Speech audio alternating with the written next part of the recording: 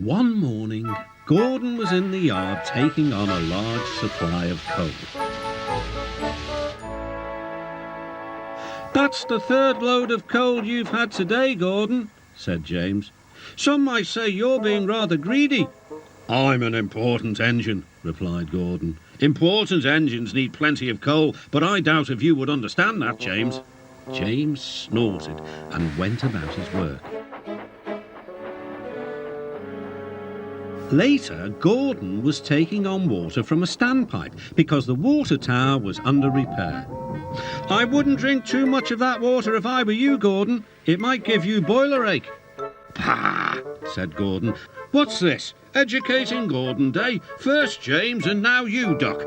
Big engines have big needs. Little engines are just annoying." "Don't say I didn't warn you," laughed Duck. Later, Gordon steamed into the yard at the big station.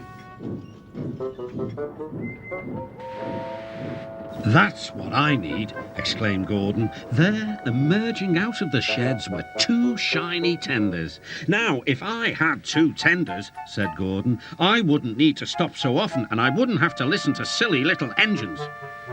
"Those tenders belong to a visitor," replied his driver. Diesel sidled up alongside.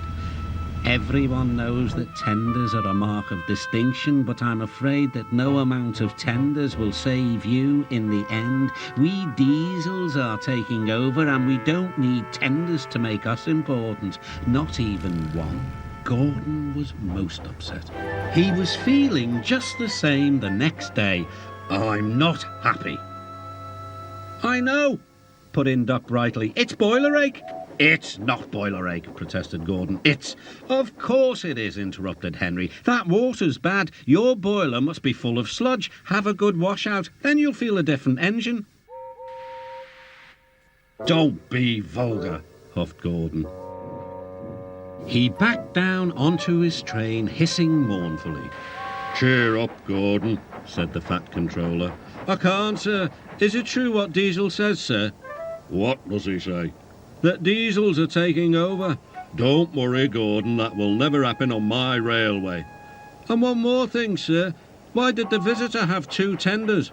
"Because he lives on a railway with long distances between coaling depots." Gordon felt better. But Henry started complaining. He banged some trucks angrily. "I always work hard enough for two," he puffed. "I deserve another tender." Duck whispered something to Donald. He was going to play a trick on Henry. "Henry," he asked innocently, "would you like my tenders?" "Yours? What have you got to do with tenders?" "All right," said Duck. "The deal's off. Would you like them, Donald?" "I wouldn't deprive you of the honour," replied Donald. "It is a great honour," continued Duck thoughtfully, "but I'm only a tank engine. Perhaps James might." "I'm sorry I was rude," said Henry hastily. "How many tenders have you, and when could I have them?" I have 6, and you can have them this evening." "6 lovely tenders," chortled Henry. "What a splendid sight I'll be." Henry was excited all day. "Do you think it'll be all right?" he asked for the umpteenth time. "Of course," said Duck. "They're all ready now." The other engines waited where they could each get a good view. But Henry wasn't a splendid sight at all. His 6 tenders were very old, dirty, and filled with boiler sludge. "Had a good wash out, Henry," called a voice. "That's right, you'll feel a different engine now." Henry was not sure, but he thought the voice belonged to Gordon.